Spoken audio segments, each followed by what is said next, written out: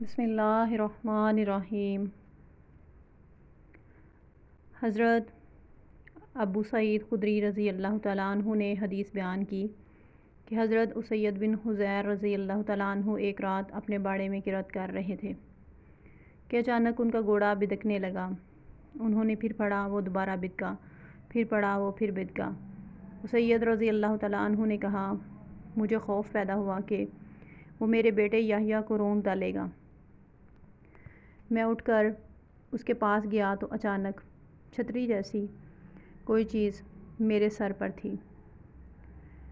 اس میں کچھ چراغوں جیسا تھا۔ وہ فضا میں بلند ہو گئی حتیٰ کہ مجھے نظر آنا بند ہو گئی۔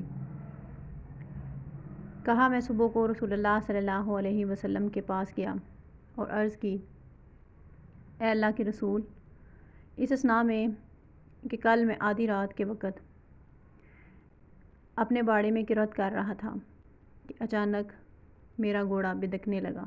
رسول اللہ صلی اللہ علیہ وسلم نے فرمایا، ابن حضیر پڑھتے رہتے۔ میں نے عرض کی، میں پڑھتا رہا، پھر اس نے دوبارہ اچھل کود کی۔ رسول اللہ صلی اللہ علیہ وسلم نے فرمایا، ابن حضیر پڑھتے رہتے۔ میں نے کہا، میں نے قرات جاری رکھی۔ اس نے پھر بدک کر چکر لگانے شروع کر دیے۔